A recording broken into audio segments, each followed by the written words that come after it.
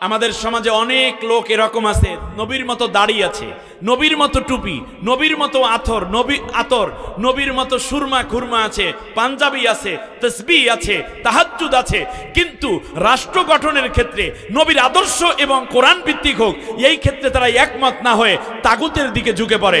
তারাই মূলত এই দেশের মুনাফিক। তার কারণ আপনার ঈমান আল্লাহ কবুল করেন নাই। এইটা শুধুমাত্র কোনো রাজনৈতিক বক্তব্য না, এটা ঈমানের বক্তব্য। আল্লাহ নবী সাল্লাল্লাহু আলাইহি ইসলামের মতোই দাড়ি রাখতো, টুপি পরতো, পাঞ্জাবি পরতো, তাহাজ্জুদ পড়তো, রোজা রাখতো, ইফতার করতো, সাহরি খাইতো।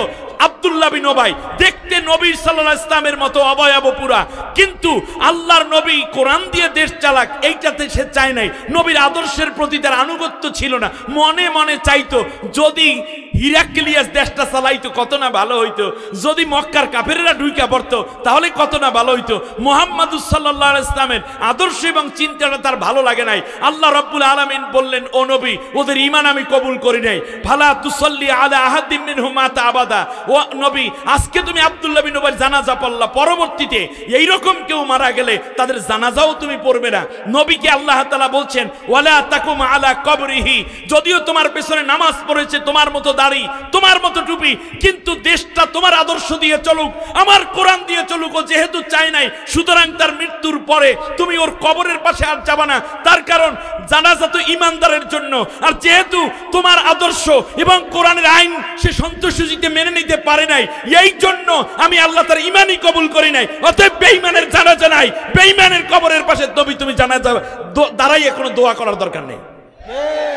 আপনি কি মনে করেছেন? সম্মানিত ভাইয়েরা, বিশ্বনবী সাল্লাল্লাহু আলাইহি ইসলামকে আল্লাহ রাব্বুল আলামিন আবার বলে দিলেন, ইস্তাগফির লাহুম আও লা তাস্তাগফির লাহুম ইন তাস্তাগফির লাহুম ৭০ মাররাতান ফালাই ইয়াগফিরাল্লাহু লাহুম। নবী গো, তুমি এদের জন্য দোয়া করো আর না করো, ৭০ বারও যদি দোয়া করো, আমি আল্লাহ রাব্বুল আলামিন তোমার দোয়া কবুল করব না, এবং এই ধরনের মুনাফিকদেরকে আমি আল্লাহ মাফ করব না। আপনি খেয়াল করুন, আব্দুল্লাহ বিন উবাইর নামাজ ছিল কিনা? মুনাফিক সর্দার। রোজা ছিল কিনা? নামাজ পড়তো কার পেছনে? কোন মসজিদে? মসজিদে নববীতে। মরার পরে আল্লাহর নবী নিজের জামা মোবারক খুলে দিয়েছে তাকে কাফন দেওয়ার জন্য। মুখের ভিতরে নবী সাল্লাল্লাহু আলাইহি ওয়াসাল্লাম লালা মোবারক দিলেন। নবী নিজে জানাজা পড়ালেন। শত শত সাহাবী তার জানাজায় শরীক ছিল। নবী মুনাজাত করছেন, নবী কাঁদতেছেন, আর সাহাবীরা আমিন আমিন বলছেন। আবু বকর, ওমর, ওসমানগণ। এরপরেও রাদিয়াল্লাহু তাআলা আনহুম, এরপরেও আব্দুল্লাহ বিন উবাইকে আল্লাহ মাফ করেছেন? মাফ করেন নাই। কেন? তিনি নবীর আইনের বিরোধিতা করেছেন। খুব সূক্ষ্ম কথা, ওয়াজ বেশি করার দরকার, দুই একটা কথা শুনে চলে যাবেন, শেষ। তিনি কি আব্দুল্লাহ বিন উবাই কি নবীর কোরআনের আইন এবং নবীর আদর্শের কোনো বিরোধিতা করেছে? বিরোধিতা করে নাই, বরং মানছে, সন্তুষ্ট হইতে পারে নাই। এই যে আওয়ামী লীগ দীর্ঘদিন শাসন করেছে, যারা জামাত ইসলামী, বিএনপি, অন্যান্য হেফাজত বলেন, চরমনাই হুজুর বলেন, এরা দেশের আইন আওয়ামী লীগ যা করত, ফ্যাসিস্ট সরকার যা করেছে তা মেনে নিয়েছে, কিন্তু কি হইতে পারে নাই? কথা বলেন না, সন্তুষ্ট হইতে পারে নাই, কিন্তু মেনেছে। আর এখন যেভাবে দেশ চলতেছে, এই পলাতক বাহিনীর চেলা চামুন্ডা, এই নেতা পাতি নেতা ইত্যাদি যারা আছে, খুনিদের দোসর যারা আছে, তারা কি এই বিধিবিধান মেনে নিতে পারতেছে? বুকটা ফাটিয়া যায়, ঠিক না বলেন? খালি দোষ খোঁজে, খালি দোষ খোঁজে। সুতরাং মনে রাখতে হবে, এই যে মেনে নিতে পারছে না, কিন্তু চান্দুরা কি লড়াচড়া করতে পারতেছে? কথা বলেন না, দোষ নড়াচড়া করতে পারছে, কিন্তু ভিতরে ভিতরে কি পুরিয়া যায়। জোরে বলেন, কি ভিতরে ভিতরে জ্বলিয়া যায়, কিন্তু কিছু করার নাই। তাহলে আল্লাহ রাব্বুল আলামিন বলছেন, আমি আল্লাহর কোরআনের শাসন, নবীর আদর্শ মানবা, কিন্তু ভিতরে ভিতরে পুইরা যাইবে, তাহলেও আমি আল্লাহ তোমাকে ঈমানদার রাখলাম না। আমার কোরআনের আইন এবং নবীর আদর্শ মানতে হবে, আত্মতৃপ্তির সাথে এবং প্রাণ পুরে আলহামদুলিল্লাহ পড়ে নিতে হবে। এর মধ্যে কোনো মনক্ষুণ্ণ হওয়া যাবে না, কোনো প্রশ্ন করা যাবে না, বিনা প্রশ্নে মেনে নিতে হবে। আব্দুল্লাহ বিন উবাইর দোষ ছিল, সে কি করেছে? ভিতরে ভিতরে একটু কি করত? পুড়িয়া যাইতো। এই পোড়ানোর কারণে যদি নবীকে আল্লাহ তাআলা বলেন ওর জানাজা হবে না, আর যাবা না, ওর কবরের পাশে দাঁড়াবা না, ওর জন্য দোয়া করলে আমি আল্লাহ মাফ করব না, তার কারণ ওর ঈমানই কবুল হয় নাই। অতএব কোন ঈমানদার ব্যক্তি, দাবিদার নারী পুরুষ, ধনী গরিব, বাড়িওয়ালা গাড়িওয়ালা, ভাড়াটিয়া ভ্যানওয়ালা, পুলিশ, র‍্যাব, গোয়েন্দা, ডিবি, ডিএসবি, সেনাপ্রধান, নৌ বিমান বাহিনী প্রধান থেকে নিয়ে যে কোনো ধরনের মানুষ, কেউ যদি একবার লা ইলাহা ইল্লাল্লাহ মুহাম্মাদুর রাসূলুল্লাহ বলার পরে সে যদি আল্লাহর কোরআনের শাসন এবং নবীর আদর্শকে মেনে নেয়ার পরে সন্তুষ্ট চিত্তে নাম নিতে পারে, তাহলে ওই ব্যক্তির ঈমান আল্লাহ কবুল করেন নাই। সে আব্দুল্লাহ বিন উবাই মার্কার ঈমানদার। খুব জটিল কোশ্চেন, কিন্তু কেউ যদি মনে করেন আমি তো আল্লাহ রাব্বুল আলামিনকে মানি, কিন্তু আমি মুহাম্মদ সাল্লাল্লাহু আলাইহি ওয়াসাল্লামের আদর্শ মানি না, আমার অন্য কোন আদর্শ নেতা আছে। প্রিয় নারায়ণগঞ্জবাসী, আমি গতানুগতিক কোনো ওয়াজ করতে এখানে বসিনি। আমি আপনার জীবনের বড় ভুলটাকে ধরিয়ে দিতে এসেছি। মানবেন কি না মানবেন এটা আপনার ব্যাপার, না আপনার উপরে আমার জোর করার কোনো অধিকার আল্লাহও দেন নাই। কিন্তু আপনাকে আল্লাহ জ্ঞান দিয়েছেন, আল্লাহ আপনাকে বিবেক দিয়েছেন। আল্লাহ রাব্বুল আলামিন কিয়ামতের দিন আপনার আমল সম্বন্ধে আপনাকে জিজ্ঞেস করবেন, আমাকে না।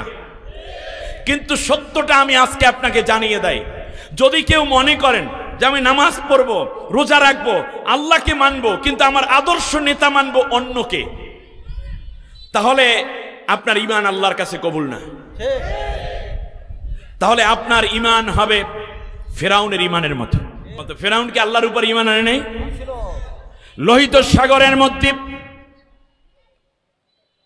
ফেরাউন যখন ওয়াগরাকনা আলা ফিরআউনা ওয়া আনতুম তানজুরুন, আল্লাহ রাব্বুল আলামিন বলেন ওয়া ইয নাজাইনাকুম মিন আলি ফিরআউনা ইয়াসুমুনাকুম সুআল আযাব, স্মরণ করো যখন আমি তোমাদেরকে উদ্ধার করে নিলাম লোহিত সাগর পাড়ি দিয়ে। 2.5 লক্ষাধিক বনি ইসরায়েলকে মুসার নেতৃত্বে আমি সাগরের মধ্যে তলদেশ দিয়ে একটা সুন্দর রাস্তা তৈরি করে দিলাম। একটা নয়, বরং 12টা রাস্তা, 12টা গ্রুপ সবাই মিলে নবীর নেতৃত্বে পার হয়ে গেলাম। ফেরাউন যখন লোহিত সাগরের কিনারে আসলো, এসে বলতেছে সৈনিকদেরকে, দেখো নদী আমার কথা শুনে, তাজরি মিন তাহতি, আমার হুকুমে এই নদী বয়, আমার জন্য কত বড় রাস্তা তৈরি করে দিয়েছে। ফেরাউন নেমে পড়ল, সৈন্যবাহিনী নেমে পড়ল, লোহিত সাগরের মিডল বরাবর যখন চলে গেল, আল্লাহ রব্বুল আলামিন বললেন, পানি এইবার সমান হয়ে যাও, স্রোত বওয়া শুরু করে দাও। পানির প্রেসারের কারণে 2 লক্ষাধিক সৈন্য, অশ্ববাহিনী, হস্তি বাহিনী, সশস্ত্র সৈনিক যারা ছিল সবাই সমুদ্রের তলদেশে পানি খাইতে খাইতে মইরা শেষ। বেশে বেশে লাশগুলো উঠতেছে, মরা ঘোড়া, মরা হাতিগুলো ভেসে উঠতেছে। একজন এখনো মরে নাই, নাম কি বুঝে আসতেছে? ফেরাউন এখনো মরে নাই। নাক দিয়ে পানি ঢুকছে, কানের ভেতর দিয়ে পানি যাচ্ছে, মুখের ভেতর দিয়ে পানি যাচ্ছে, পেটটা ফুলে পটকা মাছের মতো হইছে। ফেরাউন ডাক দিয়া বলে, আল্লাহ রাব্বুল আলামিন, আমানতু আন্নাহু লা ইলাহা ইল্লাল্লাযী আমানাত বিহি বানু ইসরাঈল। এবার আল্লাহর সাথে বলতেছে কি? ফেরাউন বলতেছে, আল্লাহ আমানতু, আমানতু অর্থ কি বলেন দেখি? আমি ঈমান এনেছি। তাহলে ফেরাউন ঈমান আনছে কিনা? ঈমান, ফেরাউন বেঈমান না ঈমানদার? ঈমানদার। যে ঈমানদার তাকে আরবিতে বলে কি? মুমিন। এবার ফেরাউন মুমিন হইতেছে, ভালো করে বুঝুন। আমানতু, আমি ঈমান আনলাম, আন্নাহু, নিঃসন্দেহে আমি এই কথা স্বীকৃতি দিচ্ছি, লা ইলাহা ইল্লাল্লাহ, আল্লাহ ছাড়া আর কোনো ইলাহ নাই। আমরাও কালেমা পড়ছি কি পইরা? লা ইলাহা ইল্লাল্লাহ। এরপর আবার বলতেছে, শুধুমাত্র এরপরেও দেখি আল্লাহর উপরে ঈমান আনার পরেও দেখতেছে নাকের মধ্যে দিয়া পানি যাওয়া কমছে না, কানের ভিতর দিয়া পানি ঢোকে, একটু হা করতে না করতে মুখের মধ্যে পানি যায়, পেটটা ফুইলা ফাইটে যাওয়ার অবস্থা হয়ে গেছে। এমন সময় ফেরাউন আবার ঈমানের তাফসীর কইরে আল্লাহরে বুঝাইছে, আমানাত বিহি বানু ইসরাইল, যেই বনি ইসরাইলরা যেই আল্লাহর উপরে ঈমান এনে এই সাগর পার হয়ে শুকনায় শুকনায় ওপারে চলে গেছে, আমি সেই আল্লাহর উপর ঈমান আনলাম। এরপর শেষকালে আল্লাহকে আবার ভালো কইরা বুঝাইয়া কইতেছে, ওয়া আনা মিনাল মুসলিমিন, আল্লাহ আমি এখন একেবারে পাক্কা মুসলমান হয়ে গেছি। খেয়াল করেছেন সে কি বলল? আমি ঈমান এনেছি এবং কি হয়েছি? এরপর আল্লাহ বলছেন আমানু কামা আমানান নাস, ওই যে ফিরাউনরা ওই যে বনী ইসরাইলের লোকের ঈমান আনছে সেই উদাহরণ দিয়ে বলছে আল্লাহ আমি ওদের মতো ঈমান আনছি এবং আমি মুসলিম হয়ে গেছি। তার ঈমান কি কবুল হয়েছিল? কথা বলতে হবে তো। তার ঈমান কবুল হয়েছে, আল্লাহর উপর ঈমান আনছে, কিন্তু তারপরে ঈমান কবুল হয় না কেন? তার কারণ হচ্ছে একটাই, সেটা হচ্ছে যুগে যুগে যত কালেমা নাজিল হয়েছে ওই কালেমার সাথে তদানীন্তন নবীর নাম যুক্ত ছিল।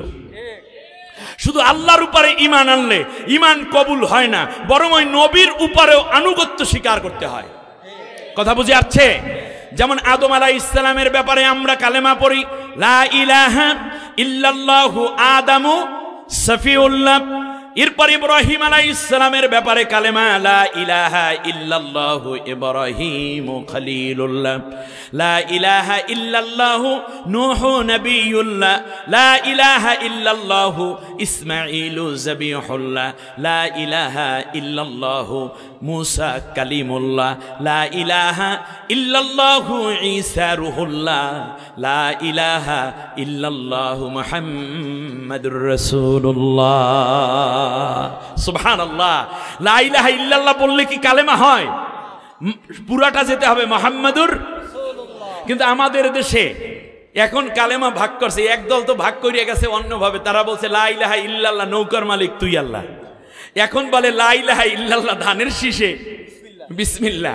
না ভাই, এই বিসমিল্লাহ আউযুবিল্লাহ যা পড়েন, আগে লা ইলাহা ইল্লাল্লাহ মুহাম্মাদুর রাসূলুল্লাহ পুরাটা পড়েন, তারপরে বললেন। অনেক স্লোগান বানান, কালেমাটারে কমপক্ষে দুইটা ভাগ কইরেন না প্লিজ।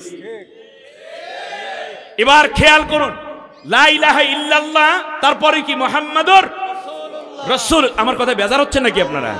আমি ঈমান নিয়ে কথা বলছি, খুব জটিল কথা। দেখুন, লা ইলাহা ইল্লাল্লাহ বলার পরে বলতে হবে কি? মুহাম্মাদুর রাসূলুল্লাহ।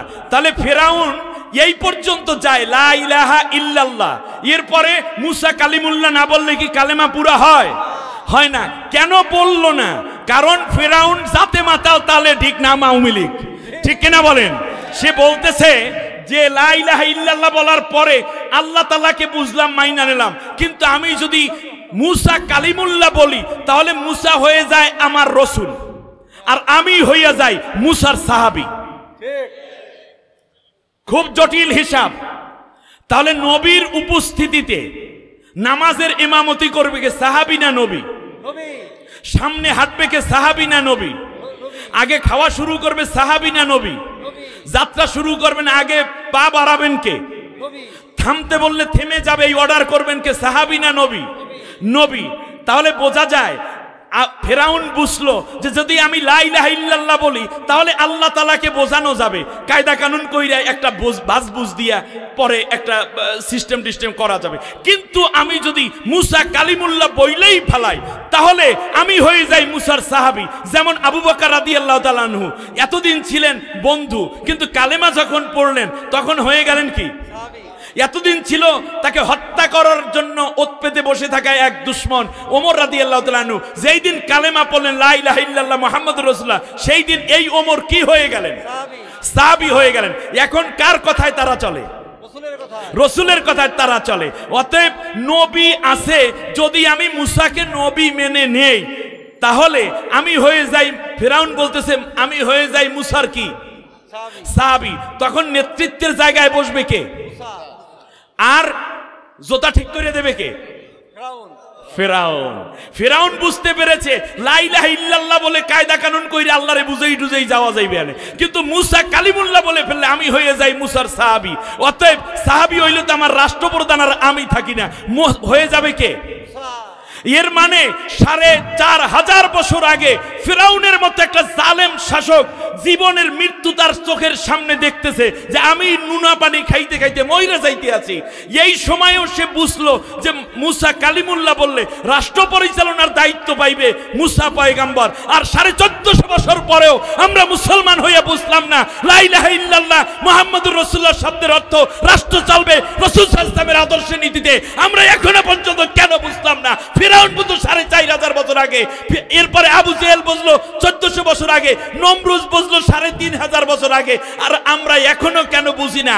এর মানে আমরা কালেমার মূল যে দাবি সেটা পূরণে ব্যর্থ হয়েছি।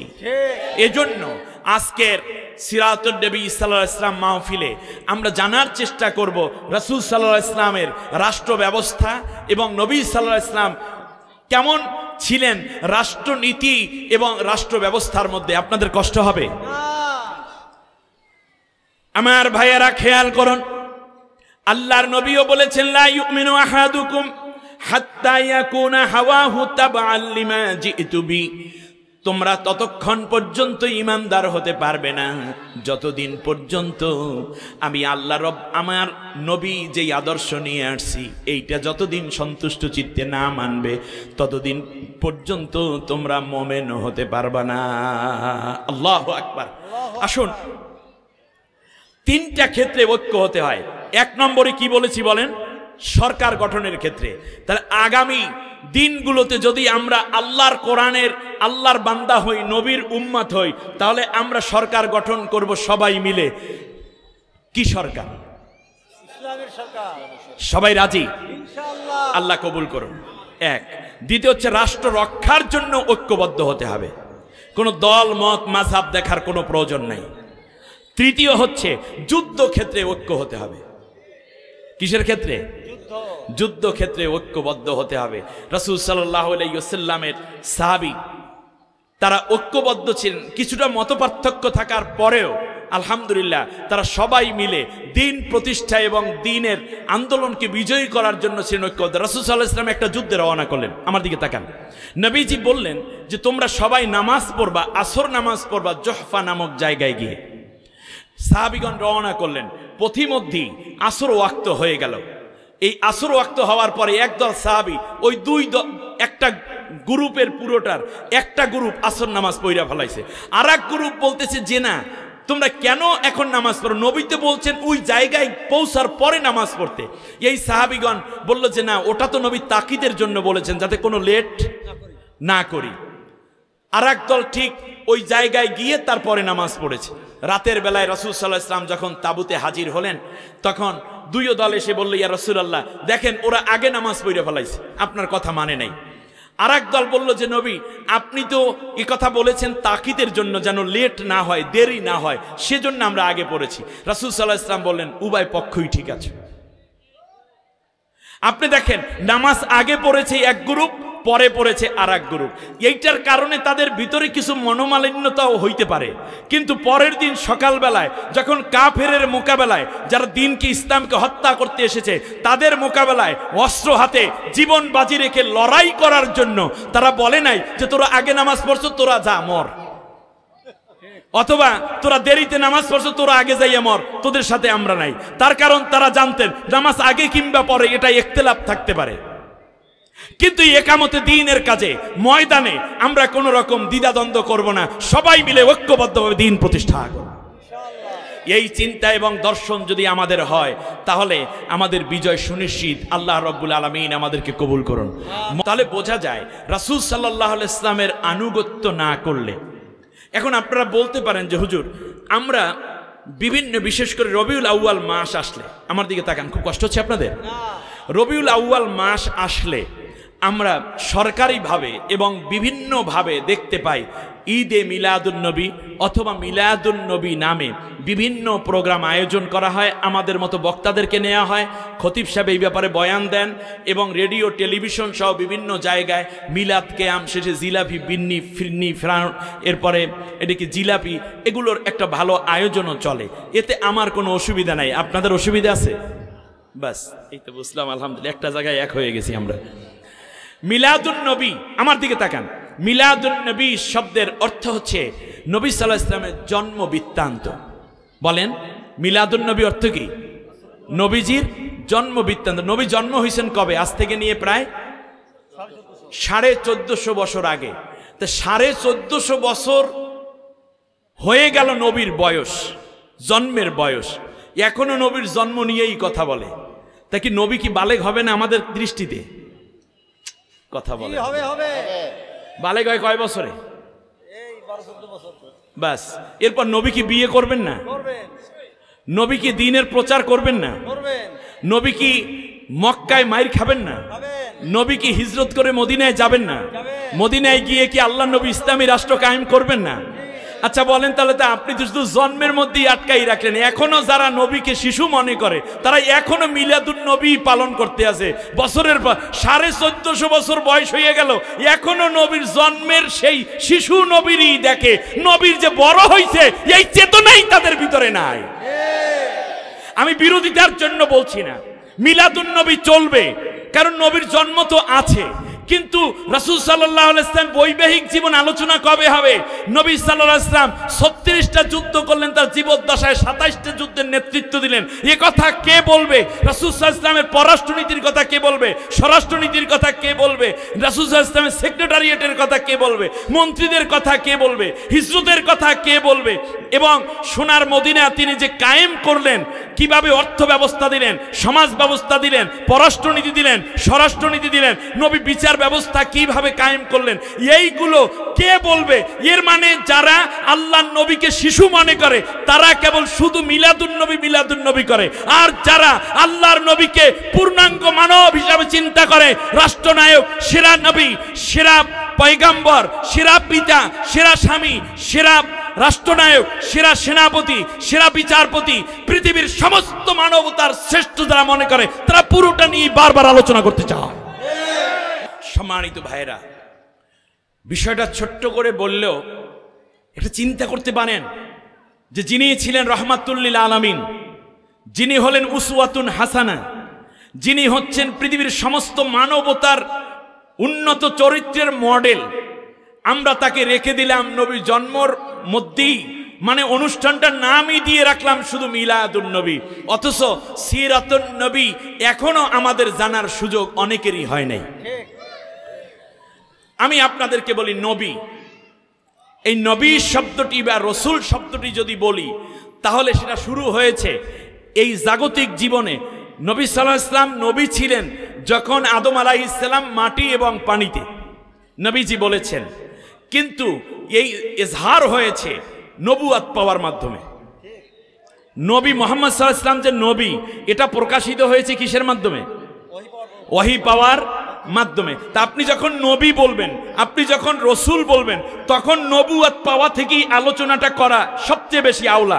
তার কারণ আপনি যখন এই স্যারকে যখন মাস্টার বলবেন, তার শিশুকাল নিয়ে আলোচনা করবেন নাকি? মাস্টারি জীবন নিয়ে আলোচনা করবেন। উনি ছোটবেলায় কোন স্কুলে পড়ছে সেটাও আলোচনার বিষয় নয়, তার কারণ তার মাস্টারি জীবনের হিসাব দেখাই মৌলিক বিষয়। তাহলে আমরা যখন রসুল বলি, নবী বলি, তাহলে বোঝা যায় যেই দিন তিনি নবুয়াত পেয়েছেন সেই দিন থেকে আলোচনা শুরু। এর আগেরটা হলো ইতিহাস। এর আগে কি?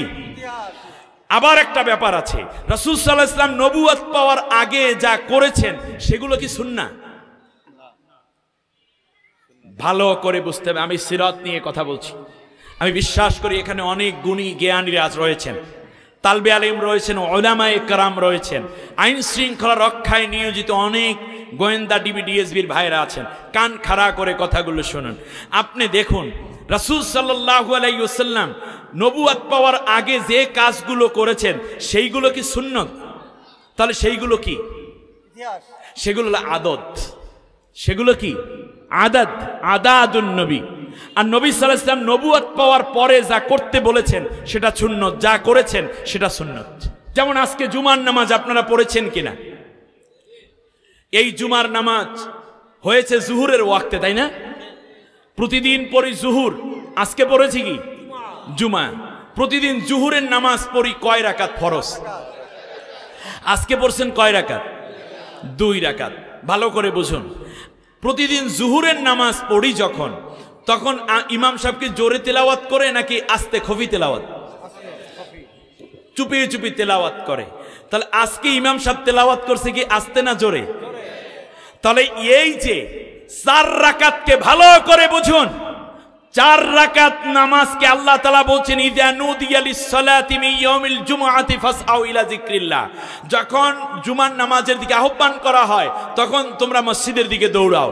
আল্লাহ তাআলা অর্ডার করেছেন, কিন্তু নামাজ কয় রাকাত এইটা আল্লাহ বলেন নাই। জোহরের নামাজ 4 রাকাত এবং এই জুমা পড়লাম 2 রাকাত, তাহলে সব একটু কমে গেছে মনে হয় না, বরং এই 4 রাকাত নামাজকে 2 রাকাত নামাজের মধ্যে এনে দেওয়ার অধিকার আল্লাহ যাকে দিয়েছেন, পাওয়ার যাকে দিয়েছেন, তিনি হচ্ছেন মুহাম্মদুর রাসূলুল্লাহ। ভালো করে বুঝুন। দ্বিতীয়বারে আমরা যখন রুকু করি, এই রুকু করি প্রতি রাকাতে কয়বার? একবার। সিজদা করি কয়বার? 2 বার। আমার সাথে শেয়ার করেন, সিজদা কয়টা? কেউ যদি চিন্তা করে, আল্লাহ তাআলা বলছেন অরকাউ মা'আর রাকিন, বলেছেন অসজুদু আক্তারিব, রুকুকারীদের সাথে রুকু করো, আবার বলছেন সিজদা করো। কিন্তু সিজদা কিভাবে করবে, রুকু কয়বার, সিজদা কয়বার, আল্লাহ তাআলা এটা বলে দেন নাই। নবী সাল্লাল্লাহু আলাইহি ওয়াসাল্লাম প্রতি রাকাতে রুকু করেছেন 1টা, সিজদা করেছেন 2টা।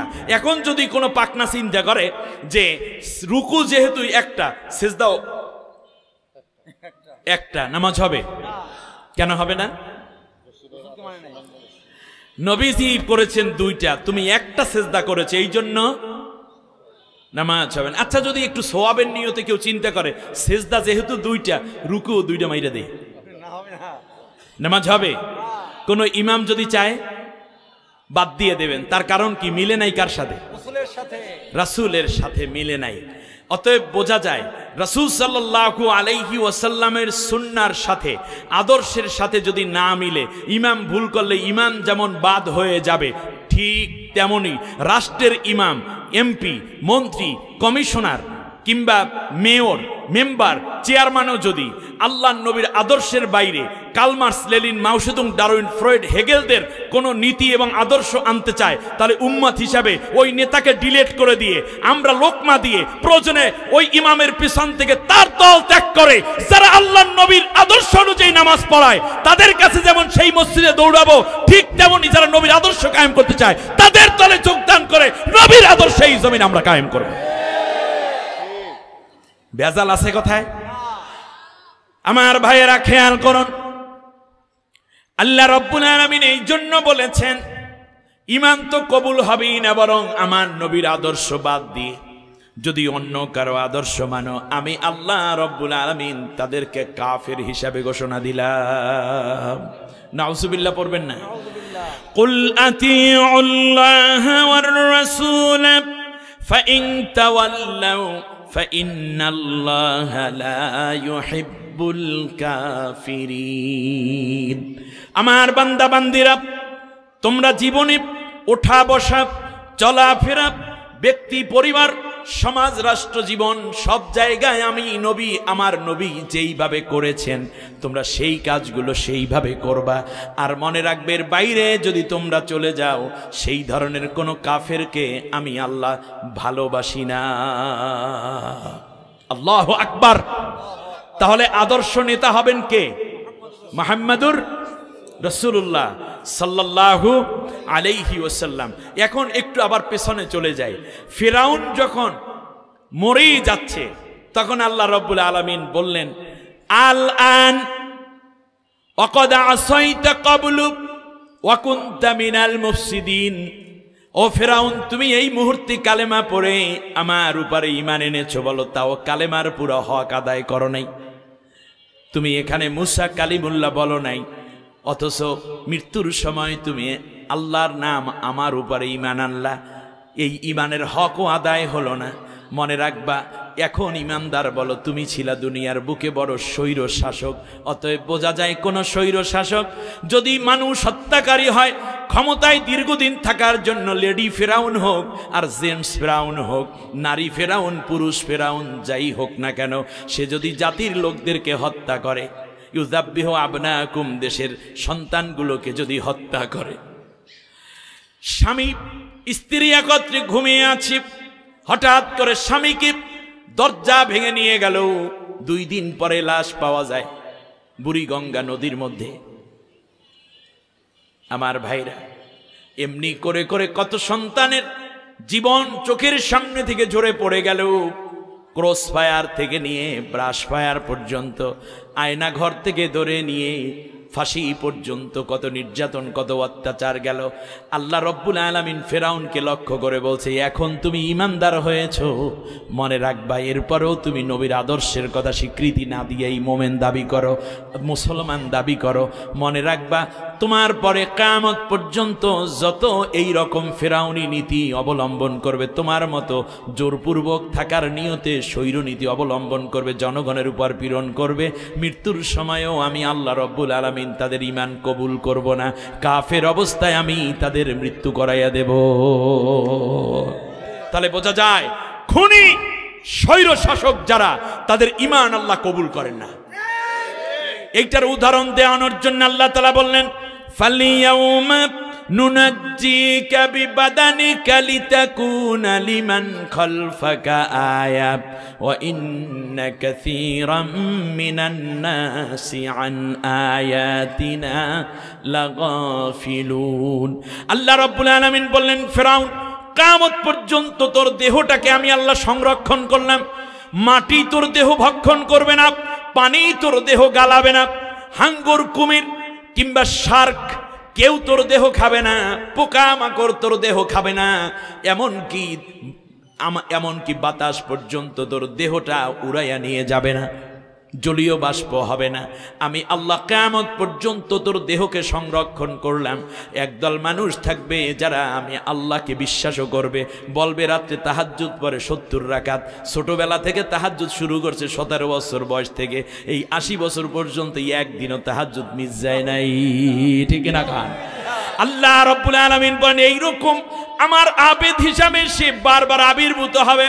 কেউ বলবে আমার নেতা, আমার নেত্রী প্রত্যেক দিন রাত 10টার সময় তাহাজ্জুদ শুরু করে, সকালবেলা ফজর পইরা কোরআন পইরাও ঘুমায়, এই কথাগুলো বলবে। কিন্তু নবীর আদর্শের বাইরে তারা বলবে অমুক নেতার আদর্শ আমরা কায়েম করব, তমুক নেতার আদর্শ কায়েম করব। আমি আল্লাহ রব্বুল আলামিন এই ধরনের মানুষ যারা ধোঁকাবাজি করবে, মানুষের সাথে ঈমান নিয়ে প্রতারণা করবে, তাদের উদাহরণ দেওয়ার জন্য তোর লাশটাকে আমি আল্লাহ ছুটকি বানাইয়া রাখবো, যাতে করে তোর মতো কেউ আইসা ধোঁকাবাজি করবে আর জাতির লোকেরা যেন বুঝতে পারে ওই ফেরাউনের নাতি। নবী সাল্লাল্লাহু আলাইহি ওয়াসাল্লামের আদর্শ যদি না মানে তাহলে তার পরিণতিটা কি হবে? প্রিয় নারায়ণগঞ্জবাসী, আমি আপনাদেরকে শুধুমাত্র এই কথাগুলো বলার উদ্দেশ্য হলো, এই কথাগুলো অনেকে বলে না। শুধুমাত্র নবী জন্ম নিছে, শেষ। এবার আপনি খেয়াল করুন, যদি জন্মের কথাও ধরি, আল্লাহর নবী যখন জন্ম নিয়েছেন সেই সময় আরবের মক্কার মানুষেরা মদ খাইতো কিনা? কথা কয় না দোষ? এখন বাংলাদেশের নারায়ণগঞ্জে মদ নাই, বাস। সেই সময় শুধু মাদক খাইতো, মদ। আর এখন হলো মদ, গাঞ্জা, ফেন্সিডিল, কোকেন, তারি, মারজুয়ারা, পেথিডিন, ইয়াবা, হিরোইন, আরো কত আছে, ঠিক না? তাহলে আপনি বলুন কত রকমের বাবা খালু বাইরে গেছে। এবার খেয়াল করুন, আল্লাহ রব্বুল আলামিন বললেন, এবার খেয়াল করো, সেই সমাজে মদ ছিল, মাদক ছিল, এখনো আছে। সেই সময় জুয়া ছিল, এখন বুঝি জুয়া নাই। সেই সময় আবু জেহেল ইয়াতিমের মাল লুণ্ঠন করতে, এখন কি নাই? শুধু তাই না, সেই সময় কন্যা সন্তান জীবন্ত কবর দেয়া হতো, এখনো তো ডাস্টবিনের মধ্যে, এখনো তো ড্রেনের মধ্যে, জঙ্গলের মধ্যে অনেক নবজাতকের লাশ পাওয়া যায়, আছে না নাই? শুনুন, আবার শুনুন, সেই সময় মানুষকে বিক্রি করত, দাসত্ব প্রথা ছিল, ঠিক কিনা বলেন? দাস প্রথা। আপনারা বলুন, দাস প্রথা হলেও এখন কি দাস প্রথা নাই? একটা ছেলে মেয়ে কিডন্যাপ হয়ে যায়, আপনারা বলুন তো দেখি, এটা কি দাস প্রথার চেয়ে কম? তাকে বিদেশে বিক্রি করে দেয়া হয়। খুব কান খাড়া করে কথাগুলো শুনুন, মন দিয়ে আমার কথাগুলো বোঝার চেষ্টা করুন। এবার খেয়াল করুন, সেই সময় মানুষকে শুনুন, মানুষ মানুষকে বিক্রি করত। যেমন কোনো বাবা মায়ের সন্তান যদি ডাকাত বিক্রি করে দিত, তাহলে বাবা মা একটা বিষয় নিশ্চিত হতো যে আমার সন্তান, আমার স্ত্রী, আমার মেয়ে, আমার ছেলে ডাকাতে নিয়ে যদি বিক্রি করেও দেয় পশুর মতো বাজার মিলাইয়া, তাহলে যেখানে আছে সেখানে ওই আমার সন্তান ভালো খাচ্ছে, ভালো পড়তেছে, যদিও আমার কাছে আসতে পারে না, সে দাস হিসাবে ওখানে বেঁচে আছে, মালিকের তত্ত্বাবধানে আছে, তাকে মেরে ফেলা হয় নাই। কিন্তু এই বিগত সরকারের সময় 16টা বছর যদি কোনো বিরোধী দলীয় লোক অথবা যদি তাদের দলের বিরুদ্ধে কথা বলে এই ধরনের কোনো লোক, কোনো নেতা নেত্রী কিংবা ছাত্র শিক্ষক যদি একবার কিডন্যাপ হতো, তাহলে তার যে বেঁচে আছে এই নিশ্চয়তাটুকু পর্যন্ত ছিল না। তো সেই জাহিলিয়াত জটিল নেই, জাহিলিয়াত আরো জটিল ছিল। শুনুন, সেই সময়ে একজন পুরুষ বহু নারীকে ভোগ করার জন্য দাসী বানিয়ে রাখতো, কিন্তু তাদের ভরণ দিত, পোষণ দিত। কিন্তু এখন আমরা কি দেখি, সেই সময়ে একজন পুরুষ একাধিক নারীকে ভোগ করত, আর এখন একজন নারীকে একাধিক নরপিশাচ ভোগ করে, পালাক্রমে ধর্ষণ করে। আমি শব্দটা বলতে চাইনি, তবু বলতে হলো। দ্বিতীয় হচ্ছে, এমন কোন ইতিহাস আপনি পাবেন না সেই আইয়ামে জাহিলিয়াতে কোনো ব্যক্তি কোনো নারীকে ব্যবহার করার পরে তার শারীরিক চাহিদা মিলনের পরে তারপরে তাকে হত্যা করে ফেলেছে, এরকম কোনো রিপোর্ট নাই। বরং বর্তমান আধুনিক এই জাহিলিয়াতে ধর্ষণ করে পালাক্রমে, তারপর একটা মেয়েকে 17-18টা টুকরা করে 17-18 জায়গায় ফেলে রাখে, যাতে করে কোনো দিন আর কোনো প্রমাণও খুঁজে না পায়। সেই জাহিলিয়াত জঘন্য নাকি এই জাহিলিয়াত আরো চূড়ান্ত জঘন্য? সেই জাহিলিয়াতের মোকাবেলায় বিশ্বনবী সাল্লাল্লাহু আলাইহি ওয়াসাল্লাম দাঁড়িয়ে গেলেন, দাঁড়িয়ে আল্লাহর কোরআনের আয়াত শোনালেন, কালেমা তাইয়্যিবা শোনালেন, কালেমা শাহাদা শোনালেন। একদল মানুষ তার সাথে যুক্ত হলো। আল্লাহর নবী সাল্লাল্লাহু আলাইহি ওয়াসাল্লাম তাদেরকে নিয়ে মদিনায় একটা রাষ্ট্র গঠন করলেন। জিনা বন্ধ হলো, দর্শন বন্ধ হলো, খুন বন্ধ হলো, চুরি বন্ধ হলো, ডাকাতি বন্ধ হলো, দুর্নীতি বন্ধ হলো। মানুষ মানুষের অধিকার খুঁজে পেল। অন্য ধর্মাবলম্বীরা তাদের সুখে শান্তিতে বসবাস শুরু করে দিল। দিনের কোনো রাজনৈতিক কারণে কেউ কারো জমিন দখল করে না, অন্যায় করে না, টাকা বিদেশে পাচার করে না, কেউ কারো ক্ষমতার প্রভাব দেখায় না। সবাই এক আল্লাহর গোলাম হয়ে সবাই মিলে ঐক্যবদ্ধভাবে সবাই সবার উপকারে লিপ্ত হলো। সেই মদিনার নাম ছিল ইয়াসরিব, পরবর্তী হলো মদিনা, শেষ নাম হইল সোনার মদিনা। আমরা যে এই রাষ্ট্রে বাস করি, আইএমএ জাহিলিয়াতের সব সিস্টেম আছে, সিমটম আছে, এরপরেও আমরা বলি এটার নাম সোনার বাংলা। গান বানাইছে আমার সোনার বাংলা, আমি তোমায় ভালোবাসি, গান আছে না? আছে। কিন্তু এই বাংলাদেশের স্বপ্ন দেখে যিনি স্বাধীনতার নেতৃত্বে এগিয়ে আসলেন, তিনি বলেছেন সবাই পায় তেলের খনি, স্বর্ণের খনি, আমি পাইছি জোরে বলেন কিসের খনি? চোরের খনি। তাহলে আল্লাহর নবী তার চরিত্র মাধুর্য, তার নেতৃত্ব, তার রাষ্ট্রনীতি, তার সংসদ, তার সেক্রেটারিয়েট দিয়ে আল্লাহর কোরআনের বিধানের মাধ্যমে ইয়াসরিবকে মদিনা, পরবর্তীতে সোনার মদিনা বানাতে হয়। আজকে রূপসী বাংলা, সবুজ বাংলা, সোনার বাংলা দেখা শেষ, ডিজিটাল বাংলা, এরপর আরো কত বাংলা আমরা দেখতে, স্মার্ট বাংলাদেশ, কত কিছু দেখার স্বপ্ন দেখানো হলো। কিন্তু সত্যিকার অর্থেই যদি সোনার বাংলা বানাতে হয়, তাহলে আল্লাহর নবীর আদর্শকে যেমন কায়েম করতে হবে, আল্লাহর কোরআনের আইন দিয়ে দেশটা পরিচালনা করলে সত্যিকার সোনার বাংলা পরিণত হবে। ঠিক কিনা বলেন? সেই মদিনার প্রেক্ষাপট আজ বাংলাদেশ। কিন্তু সোনার বাংলা কিভাবে গঠন হবে? সোনার বাংলা বানানোর জন্য যত নেতৃত্ব এসেছে, যারাই এসেছে, সবাই কালমার্সের নীতি নিয়েছে, সমাজতন্ত্র নিয়েছে, ধর্মনিরপেক্ষবাদ, নিরপেক্ষতা নিয়েছে, নাস্তিকবাদ নিয়েছে, কেউ বা ইসলাম বিরোধিতা নিয়েছে, কেউ অল্প ইসলাম, আর বাকিগুলো অনইসলাম নিয়েছে। কিন্তু সব তেঁতুল গাছ লাগাইয়া আমরা সবাই মিলে দোয়া করছি, আল্লাহ গো ফজলি আম দিও। যারাই আসছে সবাই তেঁতুলের টক দিয়া বিদেশে গেছে, কেউ দেশে ধনী হয়েছে, কেউ আবার সামনে ধনী হওয়ার স্বপ্ন দেখছে। অতএব হাজী সাহেবগণ, প্রিয় মোমেন ভাইয়েরা, এখন একটা বারের জন্য একটা দোয়া করব, সেটা হচ্ছে আগে আম গাছ লাগাবো, তারপরে দোয়া করব। তেঁতুল গাছের গোড়ায় বসে আমের দোয়া করব না। আজকে আমাদের আব্দুল জব্বার ভাইদের মতো মানুষ আমি আপনাদের কাছে আমানত রেখে গেলাম। আজ যেমন আছে, যদি এমপি হয়, মন্ত্রী হয়, দেশের সর্বোচ্চ দায়িত্ব পায়, একটা পয়সা যদি দুর্নীতি করে আমার বিরুদ্ধে সর্বপ্রথম মামলা করবেন আপনারা। সততা আসমান থেকে পড়বে না। দুর্নীতি মুক্ত বাংলাদেশ, সন্ত্রাস মুক্ত বাংলাদেশ, মাদক মুক্ত বাংলাদেশ, ঘুষ মুক্ত বাংলাদেশ যদি করতে হয় তাহলে আল্লাহর আইন এবং সৎ লোকের শাসনের বিকল্প নাই। এই সৎ লোক আল্লাহর নবী বানিয়েছেন আবু বকর, ওমর, ওসমানদেরকে। সুবহানাল্লাহ পড়বেন না?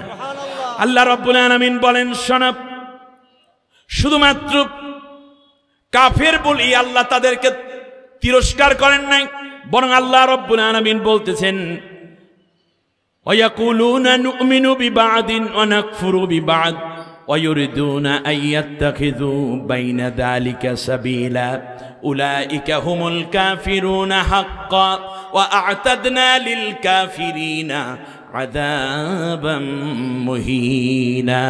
যারা আমার কোরআনের কিছু মানে, ইসলামের দোহাই দেয়, আবার নবীর কিছু তরিকাও ধরে, এই যে কয়দিন পরে দেখবেন আল্লাহ নবীর তরিকায় পুরাপুরি উঠে গেছে একদল মানুষ, দেখবেন সারা বছর মসজিদে নাই, জুমার নামাজের সময় দেখবেন মসজিদে সারা জীবন।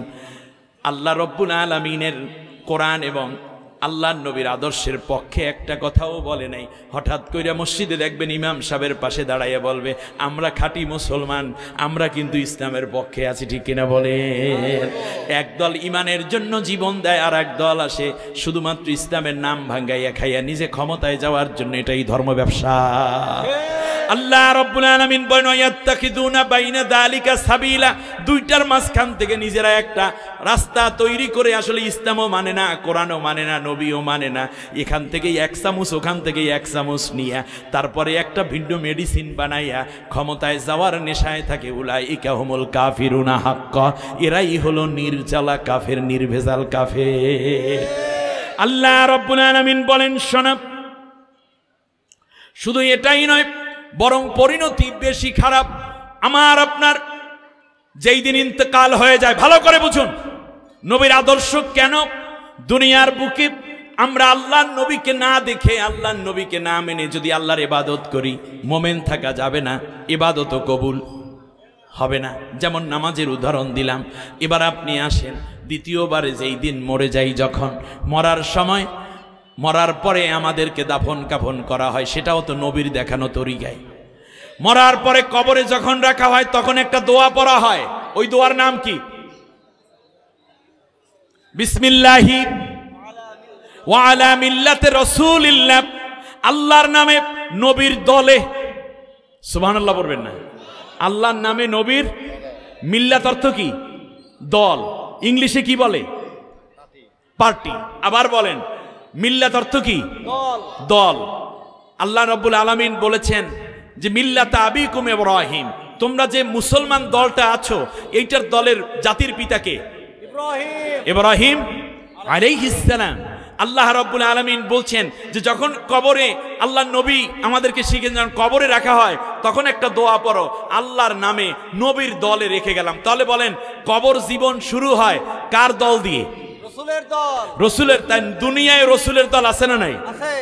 আচ্ছা, আমি আপনাদেরকে খুব ফ্রাঙ্কলি একটা কথা জিজ্ঞেস করি, স্কুল কলেজ ইউনিভার্সিটিতে পড়ুয়া ভাইয়েরা, পুলিশ র্যাব গোয়েন্দা ডিবি ডিএসবির ভাইয়েরা, দোকানদার ভাইয়েরা, পরিবহনের ভাইয়েরা, ছোট্ট বাহনের ভাইয়েরা, বোনেরা, মায়েরা, সবাই চিন্তা করুন, নারী হোক পুরুষ হোক, কবরে তাহলে আমাদেরকে রাখা হয় দলের মধ্যে নাকি দলের বাইরে? দলের মধ্যে।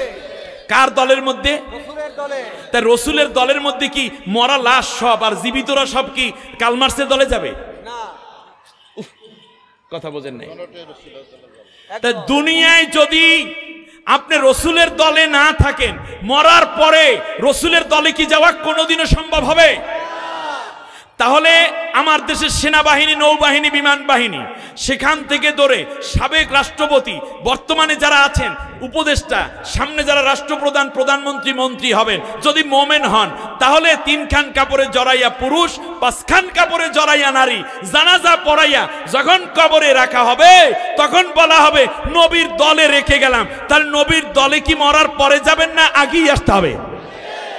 তাহলে যারা নবীর দলে দুনিয়ায় থাকলো না, নবীর আদর্শের পক্ষে, মরার পরে তার কবর জীবন শুরু হয় সত্য দিয়ে নাকি মিথ্যা দিয়ে?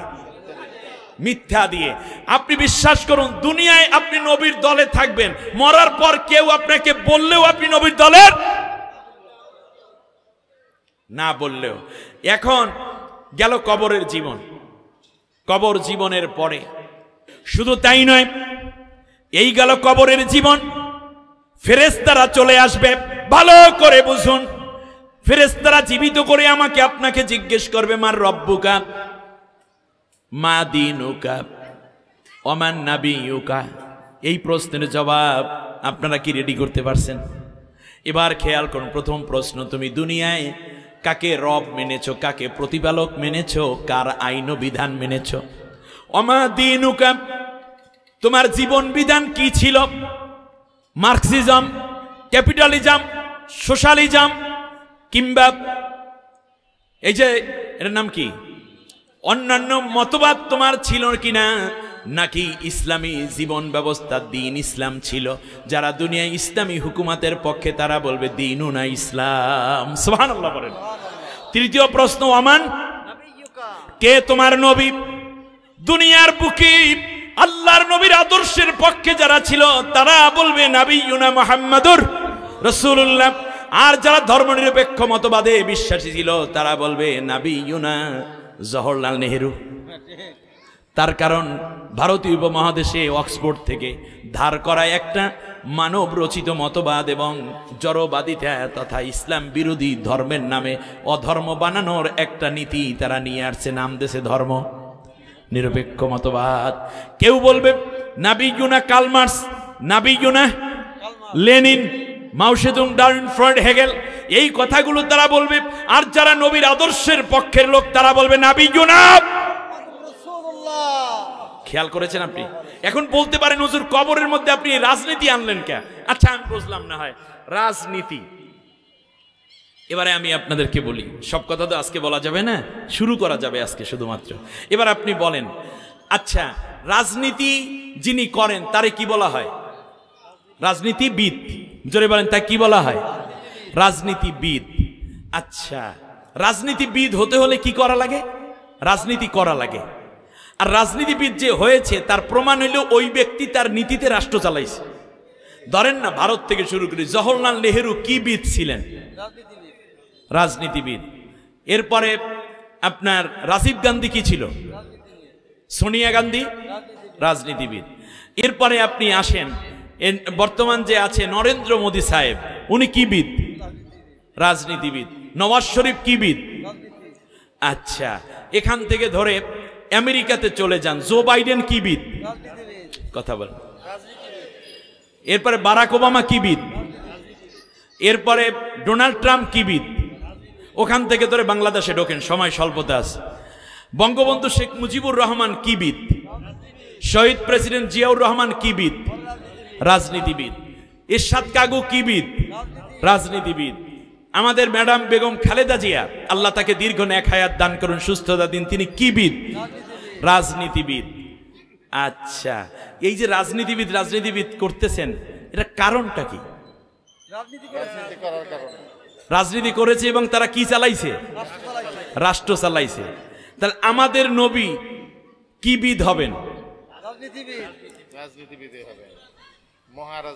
রাজনীতিবিদদের ওস্তাদ, মহান রাজনীতিবিদ। রাজনীতি যদি কেউ শিখতে চায় সেজন্য নবীর কাছ থেকে শিক্ষা নেয়। আর নবীর রাজনীতি যারা করে তারাই নবীর উম্মতি রাজনীতিবিদ, ঠিক কিনা বলেন? কারণ আল্লাহর নবী কি রাষ্ট্র চালাইছে কিনা? তাহলে ডোনাল্ড ট্রাম্প রাষ্ট্র চালাইলে রাজনীতিবিদ হয়ে যায়, ইরশাদ কাগু দেশ চালাইলে রাজনীতিবিদ হয়ে যায়। ঠিক তেমনি অন্য রাজনীতিবিদ এই যদি আপনারা বুঝেন একের বাংলা সংজ্ঞায়, তাহলে আমাদের নবী 10 বছর আল্লাহর কোরআন দিয়ে মদিনার রাষ্ট্র চালাইছেন, তিনি কি রাজনীতিবিদ নন? আচ্ছা বুঝলাম না হয় রাসূল সাল্লাল্লাহু আলাইহি ওয়াসাল্লাম। এরপর আবু বকর রাদিয়াল্লাহু তাআলা আনহু কি দেশ চালায় নাই? তাহলে তিনি কি রাজনীতিবিদ না? কিন্তু আমরা কি মনে করেছি?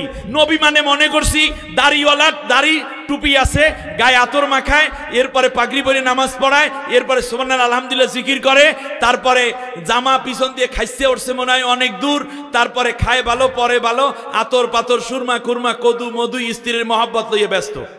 আর ইয়া নবী সালাম আলাইকুম, তাহলে দেশ চালাইলো কেমনে? 10টা বছর আল্লাহ নবী রাষ্ট্র চালাইছেন। আপনি নবীর সেই মিলাদুন নবী বলতে গিয়ে এই কথাগুলো কেন আনেন না? তার কারণ এর দ্বারা আপনারা নবীকে ছোট করে রেখেছেন, নবীকে শিশু করে রেখেছেন।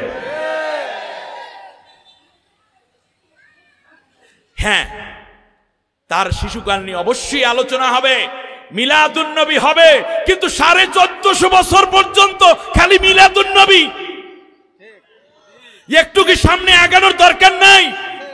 উম্মতকে বোকা বানানোর জন্য এই ধরনের কর্মসূচি দিয়ে তারপরে মানুষকে নবী সম্বন্ধে জানতে দেওয়া হচ্ছে না। নবী বিচার করেন নাই, চোরের বিচার করেন নাই, ডাকাতের বিচার করেন নাই, জাইলিয়াতের বিপরীতে আল্লাহর নবী অর্থ ব্যবস্থা দেন নাই, আন্তর্জাতিক ব্যবস্থা আল্লাহর নবী দাওয়াতি কাজ করেন নাই। 10 বছর রাষ্ট্র চালাইনি, এটা নবুয়াতের কাজের মধ্যে না নবুয়াত কাজের বাইরে? তাহলে বোঝা যায় দেশ চালানো নবীওয়ালা কাজ। আপনি শুধু মিসাওয়াক করা, ডিলাকুলুক করা, জিকির করা, বড় পাঞ্জাবি গায়ে দেয়া, টুপি পরা আর মিষ্টি খাওয়া, মধু খাওয়া, কদু খাওয়াকে নবীওয়ালা কাজ মনে করলেন। রাষ্ট্র পরিচালনা করা নবীদের অন্যতম কাজ ছিল। আল্লাহ রাব্বুল আলামিন বলেন, লাকাদ বাআসনা ফি কুল্লি উম্মাতির রাসূলা আন ইবুদুল্লাহা ওয়াজতানিবুত তাগুত। এই পৃথিবীতে যত নবী আমি প্রেরণ করেছি সব নবীদের মৌলিক 2টা কর্মসূচি ছিল। 1 নম্বর হলো তদানীন্তন রাষ্ট্র ক্ষমতার বিপরীতে আমি আল্লাহর বিধানকে কায়েম করে দেয়া, আর দ্বিতীয় হচ্ছে মানুষগুলোকে একমাত্র আমার গোলামে পরিণত করে দেওয়া। সুবহানাল্লাহ। এই জন্য এই কাজ যখন নবীগণ করতেছিলেন, নবীদের উপরে অত্যাচার যারা করেছে তারা জাতির সাধারণ কোনো মানুষ নয়, সাধারণ কোনো জনগণ নয়। আমরা ইতিহাস পড়লে দেখব সব নবীদের উপরে সবচেয়ে বড় হামলাটা করেছে রাষ্ট্রশক্তি। তার কারণ নবীগণ এসেছে রাষ্ট্র চালাইতে, তদানীন্তন রাষ্ট্রশক্তি যে বসা ছিল সে শত্রু মনে করে তাকেই হত্যা করার ষড়যন্ত্র করত। ইব্রাহিম আলাইহিস সালামকে যে হত্যা করতে চায় তার নাম কি? নমরুদ রাষ্ট্রের কি? মুসা আলাইহিস সালামকে যে হত্যা করতে চায় তার নাম কি? ফেরাউন রাষ্ট্রের কি? প্রেসিডেন্ট। শুধু তাই নয়, এবারে চলে আসেন আপনি বিশ্বনবী মুহাম্মদুর রাসূলুল্লাহ সাল্লাল্লাহু আলাইহি ওয়াসাল্লামকে যে হত্যা করতে চায় তার নাম কি? আবু জেহেল রাষ্ট্রের কি? ঈসা আলাইহিস সালামকে যে হত্যা করতে চায় তার নাম দাকিয়ানুস বাদশা। তাহলে বোঝা যায় নবীগণ এসেছেন রাষ্ট্র ক্ষমতায় আল্লাহর দ্বীনকে বিজয় করে দেওয়ার জন্য।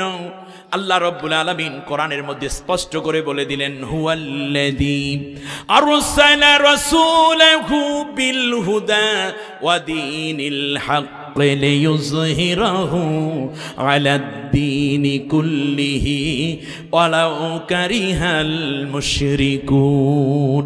আল্লাহ তাআলা বলেন, নবীকে আমি সত্য দ্বীন ইসলাম সহ প্রেরণ করলাম যাতে করে তিনি মানব রচিত মতবাদের বিপরীতে পরাজিত করে আমি আল্লাহর কোরআনের, আমি আল্লাহর দ্বীনের বিজয়ের পতাকা উড্ডীন করতে পারেন, যদিও এটা মুশরিকদের জন্য বড় অসহনীয়। এরপরে আল্লাহ তাআলা আবার বলছেন সূরা আল ফাতার মধ্যে গিয়ে, হুয়াল্লাযী আরসালা রাসূলাহু বিল হুদা ওয়া দীনিল হক লিইয়ুযহিরাহু আলাদ-দীনি কুল্লিহি ওয়া কাফা বিল্লাহি শাহীদা। ও আমার বান্দা বান্দিরা শোনো, কেউ বলবে নবী আসছে এই কাজের জন্য, নবী আসছে কেউ ওই কাজের জন্য, কেউ বলবে নবী এসেছে ঘরে ঘরে মোমবাতি জ্বালানোর জন্য, কেউ বলবে নবী এসেছে মানুষের বড় জামা গায়ে দেওয়ানোর জন্য, দাড়ি রাখানোর জন্য, কেউ বলবে নবী এসেছে জিকির করানোর জন্য। আমার আল্লাহ বললেন, কারো কথা তোরা বিশ্বাস করবি না, নবী পাঠিয়েছি আমি। কেন পাঠিয়েছি আমার চেয়ে কেউ ভালো জানে না। আমি আল্লাহ নিজে সাক্ষ্য দিলাম, নবীকে পাঠিয়েছি। রাষ্ট্রে যত রকমের অন্যায় আছে, অন্যায় মতাদর্শ আছে, অন্যায় আইন আছে, সংবিধান আছে, তার বিপরীতে আমি আল্লাহর কোরআনের আইনকে বিজয় করে দেওয়ার জন্য আমি নবী পাঠিয়েছি, সাক্ষী হিসাবে আমি আল্লাহই যথেষ্ট। সুবহানাল্লাহ। অতএব কোন পীর কি বলল, কোন হুজুর কি বলল, কোন বুজুর্গ কি বলল, কোন মুরব্বী কি বলল, সেই দিকে খেয়াল করে আমাদের সময় নষ্ট করার দরকার নেই, কারণ আল্লাহ নিজে সাক্ষ্য দিচ্ছেন আমি নবী পাঠিয়েছি ইসলাম বিজয়ের জন্য। সুতরাং যারা ইসলাম বিজয়ের জন্য কাজ করে, নবীর আদর্শ এবং কোরআন আইন কায়েমের জন্য, তারা সবচেয়ে বড় নবীওয়ালা কাজে লিপ্ত রয়েছে। এখন থেকে এই নবীওয়ালা কাজ করতে আপনারা রাজি আছেন? আমাদের নবী মুহাম্মদ সাল্লাল্লাহু আলাইহি ওয়াসাল্লামের পরে এর চেয়ে আবু বকর রাদিয়াল্লাহু আনহু তিনি কি করেছেন? বড় একটা দোকান দিয়ে বসছে নাকি? মসজিদের ইমামতি করেছেন, শুধু খানকা চালাইছেন। ওমর রাদিয়াল্লাহু তাআলা কি করেছেন? এটা যদি নবীর অন্যতম কাজ না হতো তাহলে সাহাবীগণ কি এই কাজটা করতেন? ব্যাস। আচ্ছা, ওখান থেকে ধরে ধরে এই পর্যন্ত আসি তো। আমরা জানি কিয়ামতের পূর্বে ইমাম মাহদী আলাইহিস সালাম আসবেন। তার চেয়ে বড় পরহেজগার পীর বাংলাদেশে কে আছে? বুজুর্গ, মুরব্বী, আল্লাহ ওলি কেউ আছে? তো ইমাম মাহদী আলাইহিস সালাম এসে দুনিয়ায় কি করবেন? খেলাফত প্রতিষ্ঠা করবেন। আল্লাহর কোরআনের আইন কায়েমের জন্য তিনি লড়াই করবেন এবং তিনি রাষ্ট্র কায়েম করে একটানা 23 বছর পর্যন্ত তামাম দুনিয়ায় বিভিন্ন জায়গায় আল্লাহর কোরআনের রাষ্ট্র কায়েম করবেন। আচ্ছা, ইমাম মাহদী আলাইহিস সালামের পরে পৃথিবীতে আগমন করবেন হযরতে ঈসা পয়গম্বর আলাইহিস সালাম। ঈসা আলাইহিস সালাম এসে দুনিয়ায় কি করবেন বলেন দেখি? খানকা খুলবে, এইরকম ওয়াজ মাহফিলের আয়োজন করবে, এরপরে বারবার মানুষকে বলবে যে আসেন ভাই, বহুত ফায়দা হবে। তিনি কি করবেন? ইয়াজুজ মাজুজ এবং দাজ্জালের বিরুদ্ধে লড়াই করবেন। লড়াই করিয়া তারপর তিনি বারবার ওয়াজ মাহফিল, তাফসির মাহফিল আর সিরাত মাহফিলের আয়োজন করবেন নাকি? তিনি কি করবেন? আল্লাহর কোরআন দিয়ে দেশ পরিচালনা করেন 40 বছর। তাহলে বোঝা যায় সব নবীদের টার্গেট আল্লাহর কোরআন দিয়ে, পরবর্তী আল্লাহর বিধান দিয়ে দেশ পরিচালনা করা। আর আমি আপনি সেই নবীর নাম ভাঙ্গাইয়া খাইয়া খাইয়া নিজের পেট মোটা করে শেষ পর্যন্ত নবীকে শুধুমাত্র দুরুদ সালামের মধ্যে শেষ করে দিলাম। নবীর আদর্শ এবং নবীর আনিত কাজগুলোকে আমরা ডাস্টবিনে ফেলে দিয়ে, দূরে ফেলে দিয়ে মানব রচিত পস্তা গান্দা জাহিলিয়াতের আইন ও কানুন দিয়ে দেশ চালানোর জন্য সমর্থন দিচ্ছি, নেতৃত্ব দিচ্ছি। আবার স্লোগান দেয় নেতার চরিত্র ফুলের মতো পবিত্র, আর এক টাকায় নামাজ নেই, নামাজ নেই, এক ওয়াক্ত মদ খেয়ে বাসত। সুতরাং আজ কি আপনাদের বুঝে আসছে নবীর আদর্শ মানে জীবনের প্রত্যেকটা জায়গায় নবীকে তুলে ধরতে হবে। সেই ক্ষেত্রে ব্যক্তি জীবনের আমল ব্যক্তি জীবনে করতে হবে, সামাজিক জীবনের আমল সামাজিক জীবনে, পারিবারিক জীবনে নবীর আমল পারিবারিক জীবনে, রাষ্ট্রীয় জীবনের আমল রাষ্ট্রীয় জীবনে। আর রাষ্ট্র হইল সমস্ত ব্যক্তিদেরকে নিয়ন্ত্রণ করে। আল মারউ না না না না আন-নাসু আলা দীনে মুলকিহি। প্রত্যেক মানুষ, রাষ্ট্র যেই রকম হয় মানুষগুলো সেই রকম হয়ে যায়। বাংলাদেশে মূর্তি নামের ভাস্কর্য তৈরি করে তাতে ফুল দিতে হবে, এটি কোনো মুসলমানের বাচ্চারা আগে জানতো? কিন্তু দেওয়া হয়েছিল কিনা? হয়েছিল। তারপর দাঁড়াইয়া দাঁড়াইয়া সম্মান করা, এটা হয়েছিল না? তারপরে রবীন্দ্রসঙ্গীতের বিশাল চর্চা শুরু হয়ে গেছিল না? মসজিদের বারান্দা, মসজিদের মিম্বরে বসে ইমাম সাহেবদের কণ্ঠগুলো ছোট হইতে হইতে হইতে হইতে এক হুজুর তো বইলেই ফেলাইছে আমনে জান্নাতি। আর একজনে বলল যে এ তো কওমি জননী হয়ে গেছে। এগুলো হুজুরের জবান থেকে বের হয়েছিল কিনা? আমি কি বাড়াইয়া বলতেছি নাকি? এর মানে হচ্ছে যত অন্যায় বিন্যায় আছে সবগুলোকে মেনে হুজুরের, কারণ আন-নাসু আলা দীনে মুলকি, ওই রাষ্ট্র যেই রকম হয় মানুষ সেই রকম হয়ে যায়। হত্যার কোনো বিচার হইতো না, অন্যায়ের কোনো প্রতিবাদ হতো না, মানুষগুলো সেই রকম হয়ে যাচ্ছিল। কিন্তু আপনি খেয়াল করুন, সেই সময় কিছু হুজুরেরা দেখা গেছে যে এত বেশি কথা বলেছে স্বৈর শাসকের পক্ষে, এখন আবার সেইগুলোকে নিয়ে অনেকে ট্রল করে। তার মধ্যে উল্লেখযোগ্য অনেক বক্তাদেরকেও আমরা দেখি, আরে ভাই আপনি ওই সিপাতে পইরা দেখেন কি অবস্থা হয়, ঠিক কিনা বলেন? আমির হামজাকে নিয়ে আপনি ট্রল করেন, এই যে তারিক মনোয়ারকে নিয়ে আপনি ট্রল করেন, অমুক হুজুরকে নিয়ে ট্রল করেন, আপনি ওই সিপাতে পইরা দেখেন চারপাশে গোয়েন্দা বসা, ফোন দিয়ে বলছে আমাদের কথা না বললে খবর আছে, কিন্তু শেষ পর্যন্ত বাধ্যই অনেক কথা অনেক সময় বলতে হয়েছে। 5 আগস্টের পরে 24 জুলাইয়ের বিপ্লবের পরে আগের যত বক্তব্য দিয়েছে হুজুরেরা, সেই বক্তব্যের মধ্যে সরকারের পক্ষে যা আছে মনে করতে হবে এই লোকটা চরম বিপদে পড়ে বলছে কেবলমাত্র ফরিদউদ্দিন মাসুদ ব্যতীত।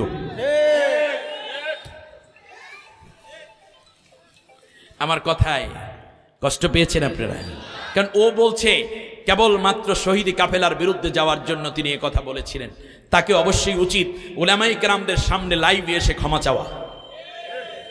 প্রিয় ভাইরা, যেই কথা আমি বলছিলাম, রাসূল সাল্লাল্লাহু আলাইহি ওয়াসাল্লাম যখন রাষ্ট্র ব্যবস্থা শুরু করলেন, সেই জায়গাটা যখন আরম্ভ হয়ে গেল, আল্লাহ রব্বুল আলামিন বললেন আমার নবীকে যখন তুমি নেতা মেনে সমস্ত কাজগুলো শুরু করবে তখন কি হবে জানো? তাহলে আমরা নবীকে পাইলাম দুনিয়ায়, নবীকে পাইলাম কবরে। জিজ্ঞেস করবে ফেরেশতারা, চতুর্থ প্রশ্ন, নবী সাল্লাল্লাহু আলাইহি ওয়াসাল্লামের রওজা মোবারক থেকে উম্মতের কবর পর্যন্ত একটা রাস্তা তৈরি করে দিবেন ফেরেশতারা। রাসূল সাল্লাল্লাহু আলাইহি ওয়াসাল্লামকে লক্ষ্য করে বলবে হাল তারিফ মান হাদার রাসূল, তুমি কি চিনো এই ব্যক্তিটা কে? তখন চোখের পানি ছেড়ে উম্মত বলবে এই নবীর আদর্শ কায়েমের জন্য স্লোগান দিয়েছি, এই নবীর কথা বলার জন্য জেল খেটেছি, রিমান্ড সয়েছি, নবীর আদর্শ কায়েমের জন্য মানুষের দাঁড়ে দাঁড়ে গিয়েছি, নবীর আদর্শ নেতৃত্বের জন্য কাজ করেছি, ঘাম ঝরিয়েছি, রক্ত দিয়েছি, অর্থ দিয়েছি, সুতরাং তিনি আমার নবী মুহাম্মদ রাসূলুল্লাহ সাল্লাল্লাহু আলাইহি ওয়াসাল্লাম। আপনারা এক নাস্তিক এখানে দ্বিমত পোষণ করে বলেছিল যে কোথায় বাংলাদেশ, কোথায় মক্কা মদিনা, কোথায় আমেরিকা, কোথায় মদিনা।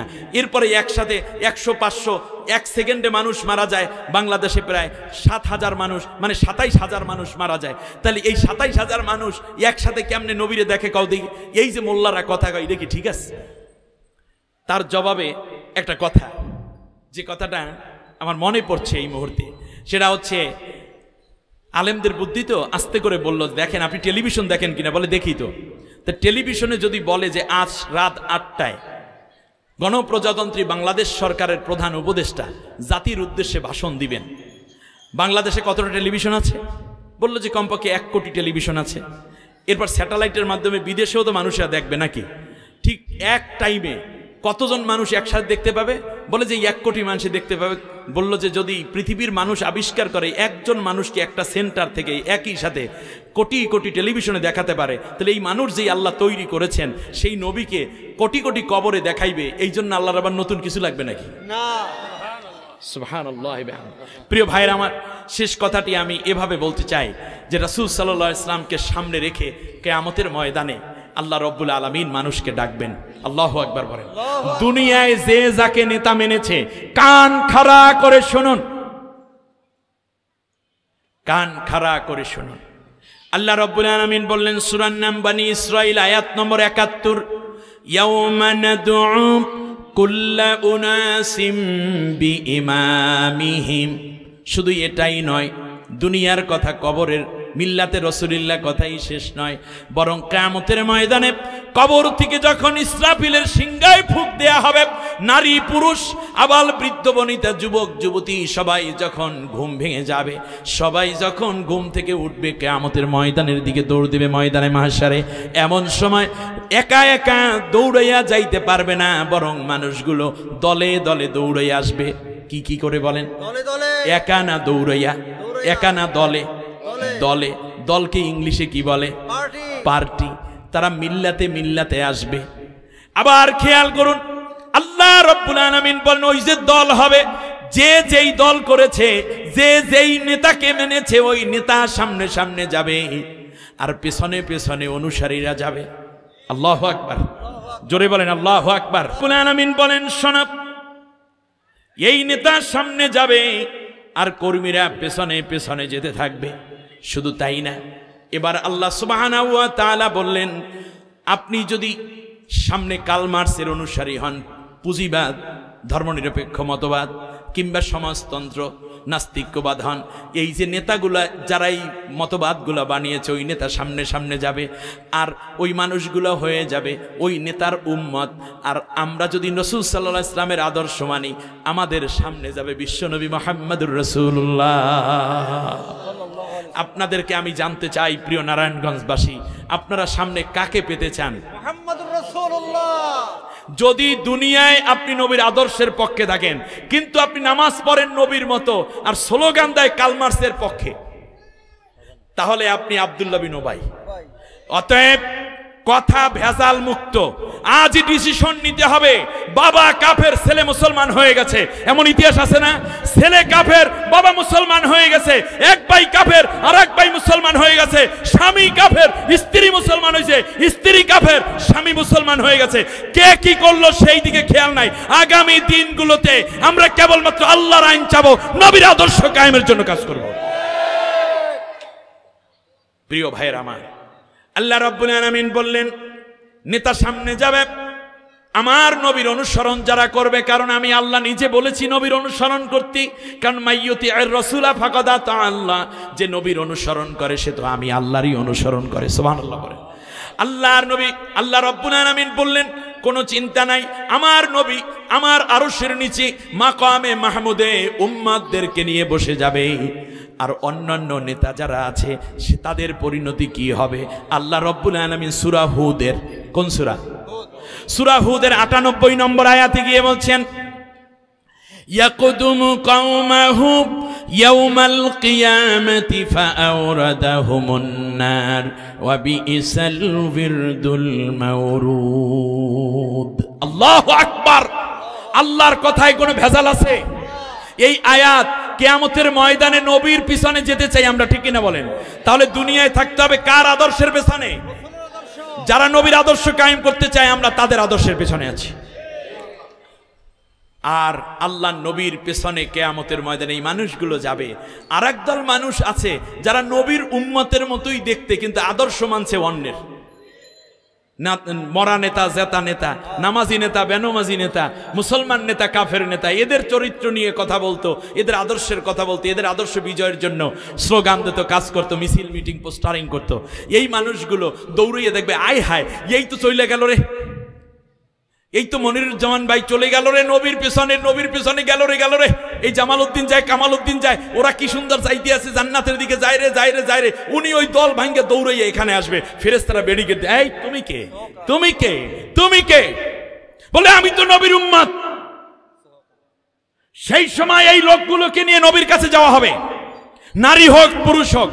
আল্লাহর নবী বলবেন, সৌকান সৌকা লিমান গায়্যারা মিন বাদি, যাও যাও দূর হয়ে যাও, তোমরা আমার উম্মত নাও। তোমার কণ্ঠের মধ্যে আমার স্লোগান ছিল না, তোমার হাত আমার আদর্শের জন্য ওঠে নাই, তোমার বক্তব্য আমার আদর্শের জন্য ওঠে নাই। আমার আদর্শ ছিল জমিনে বুলন্ডিত, আর সেই আদর্শ কায়েমের জন্য যারা কাজ করত তাদেরকে বরং হাজার গালিগালাজ করে তারপর তাদেরকে তোমরা কোণঠাসা করে রাখতা। নবীজির কথা কইয়া, নবীজির কথা কইয়া সবাই কান্দে, কিন্তু নবীর সমাজ গড়ার কাজে দেখো দ্বন্দ্ব কত বাজে। ঠিক না? নবীজির কথা কইয়া সবাই কান্দে, কিন্তু নবীর সমাজ গড়ার কাজে দেখো দ্বন্দ্ব কত বাজে। নবীজির আদর্শ ভালো, নবীর কথা শুনতে ভালো, নবীর নামে গড়াগড়ি মসজিদের ভেতরে। ঠিক না? খেয়াল করুন, যখন নবীর কথা হয় মসজিদের মধ্যে গড়াগড়ির কোনো অভাব নাই, কিন্তু আল্লাহ নবীর যখন রাষ্ট্র কায়েমের কথা আসে তখন বকে আজে বাজে। ঠিক না? করেন এই রাজাকার, এই স্বাধীনতা বিরোধী, এই হলো এই হলো সেই, হলো মৌলবাদী, হলো জঙ্গিবাদ, সবকিছু ভুয়া কথা, এই সবগুলো ডিলেট। এটা হলো মেয়াদ উত্তীর্ণ ঔষধ, এইটা বাংলাদেশে আর চলবে না। আগামীর পার্লামেন্ট আল্লাহর কোরআনের পার্লামেন্ট। মেয়াদ উত্তীর্ণ পচা ঔষধ যারা বিক্রি করতে আসবে মনে রাখতে হবে তারা ওই স্বৈর শাসকেরই দোসর। প্রিয় বন্ধুগণ, নবীর পেছনে যদি থাকতে হয় দুনিয়ায় থাকতে হবে নবীর আদর্শের পেছনে। শুধু তাই নয়, আল্লাহ রাব্বুল আলামিন বলেন, শোনো, যারা আমার নবীর আদর্শ অনুযায়ী চলবে, ওয়াল্লাযীনা আমানু বিল্লাহি ওয়া রাসূলিহি উলাইকা হুমুস সিদ্দিকুন। তুমি নবী দেখো নাই, নবীরে পাও নাই, কিন্তু যদি নবীর আদর্শ অনুযায়ী চলো তাহলে আমি আল্লাহ তোমাকে আবু বকর সিদ্দিকের মতো মর্যাদাবান বানাইয়া দেব।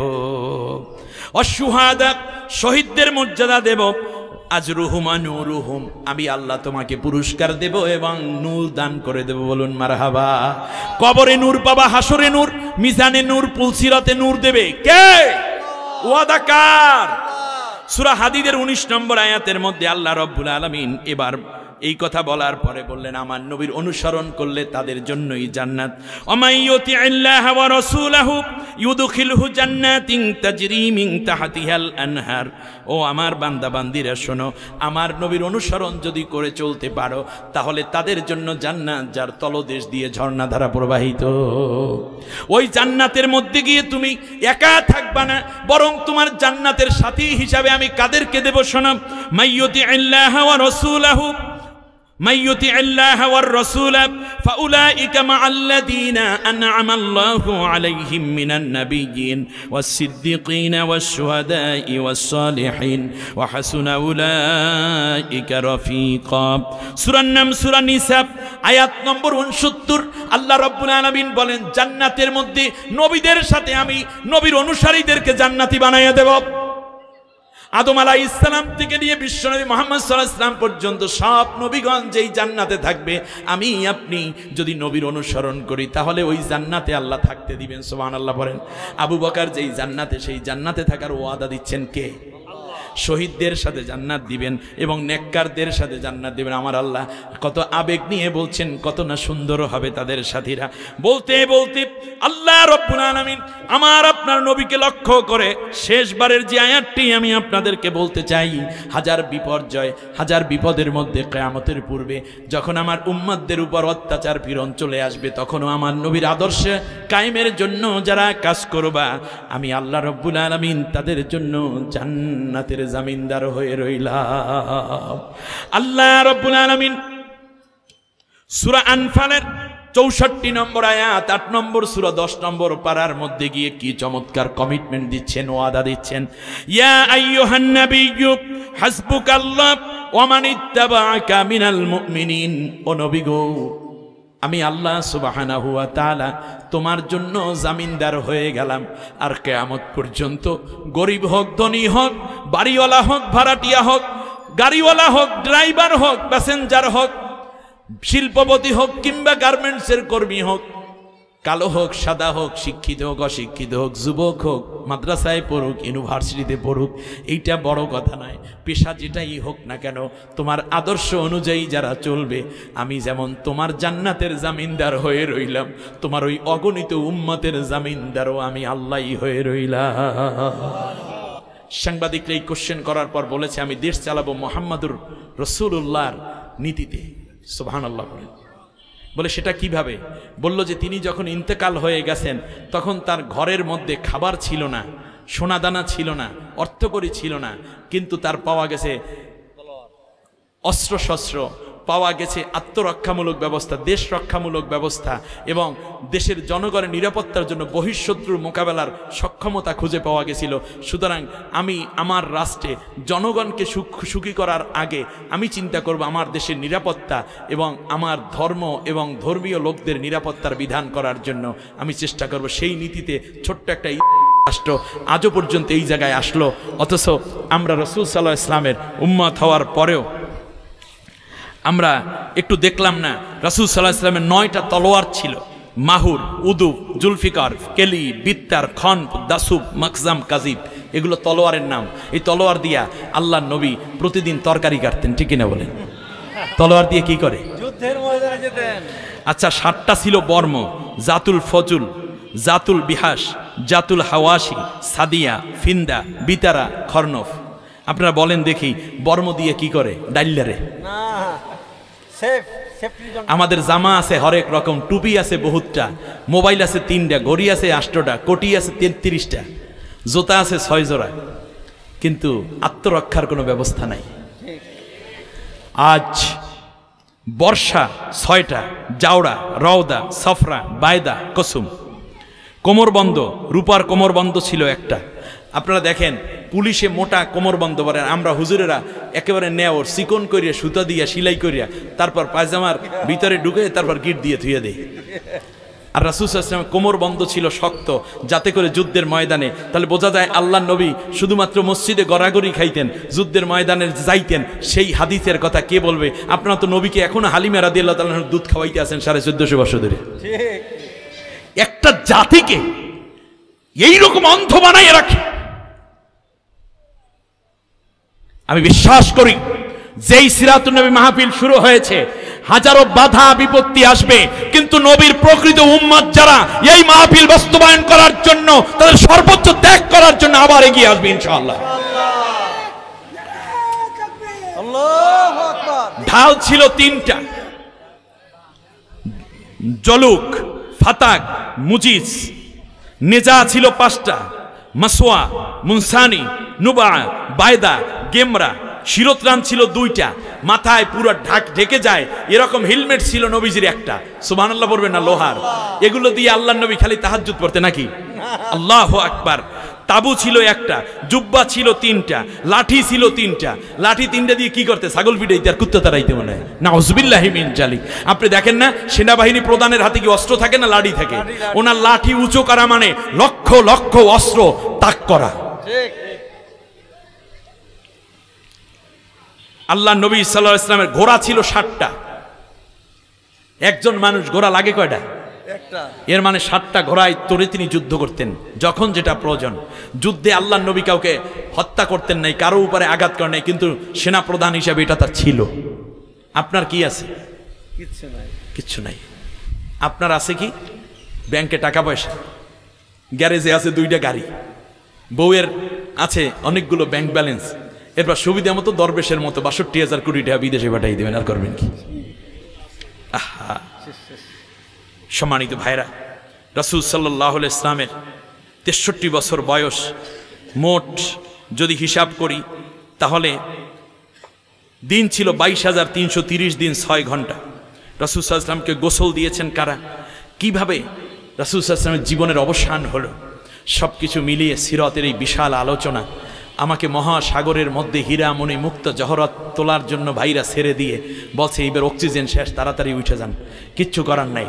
আমি যা পাইছি মাসানাস, হীরামণি মুক্ত জহরত, এগুলো কিছু তুলে নিয়ে আসলাম। আশা করি বাকি কথাগুলো কোনো এক সিরাত মাহফিলে আলোচনা হবে ইনশাআল্লাহ। ইনশাআল্লাহ। বটমলেস সি, বাউন্ডলেস বাউন্ড এক জীবনের মধ্যে আমরা ডুবে পড়ে আছি। ইন্নাকা আলা খুলুকিন আযীম। আল্লাহ নবীকে আমাদের আদর্শ নেতা বানাইয়া দিয়া আল্লাহ তাআলা বললেন এই নবীর নামে দুরূদ পড়ব। আল্লাহুম্মা সাল্লি আলা সাইয়্যিদিনা মুহাম্মদ। সাইয়্যিদিনা অর্থ কি? আওয়ার লিডার, আমাদের নেতা। নামাজের মধ্যে কয় সাইয়্যিদিনা, বাইরে আইসা কয় আমার নেতা অমুকে। ঠিক। এত বড় মুনাফিকদের নামাজ কোনোদিন আল্লাহ কবুল করবেন না। অতএব মসজিদের নামাজের মধ্যে দুরুদের মধ্যে যাকে নেতা মানছি, তাকে জীবনে সব জায়গায় নেতা মেনে সামনে পথ চলবো। সেই নেতার আদর্শ যারা কায়েম করতে চায়, আমরা তাদের হাতকে শক্তিশালী করে ঐক্যবদ্ধ হয়ে আগামীর পার্লামেন্ট আল্লাহর কোরআন এবং নবীর আদর্শের পার্লামেন্ট করতে চাই ইনশাআল্লাহ। আল্লাহ আমাদের কবুল করুন। নবীর আদর্শে দেশ চলুক, আপনারা চান? আল্লাহ সুবহানাহু ওয়া তাআলা আমাদের সবাইকে সেই মহান উদ্যোগ, আগ্রহকে ঐক্যবদ্ধভাবে, আর কোনো কাদা ছোড়াছুরি নয়, কোনো ইখতিলাফ ইফতিরাক নয়, বরং যা কিছু হোক না কেন একটি বারের জন্য আপনার নবীকে স্বপ্নে দেখতে চান কিনা? জি। আচ্ছা, আল্লাহ সবাইকে তৌফিক দিন। তো নবীকে স্বপ্নে দেখতে চান, কিন্তু নবীর যেই স্বপ্ন ছিল সেইটা আপনি দেখতে চান না কেন? নবীর স্বপ্ন ছিল কি কালমার্সের আইন দিয়ে দেশ চলুক? নবীর স্বপ্ন ছিল কি লেনিনের আইনে দেশ চলুক? নবীর স্বপ্ন ছিল কি কোরআন দিয়ে দেশ চলুক। অতএব নবীর সেই স্বপ্ন পূরণ আপনি করেন, নবীকে স্বপ্ন দেখানোর দায়িত্ব আল্লাহ আপনাকে পূরণ করে দিবেন ইনশাআল্লাহ। সুবহানাকাল্লাহুম্মা বিহামদিক আশহাদু আল্লা ইলাহা ইল্লা আনতা আস্তাগফিরুকা ওয়া আতুবু ইলাইক।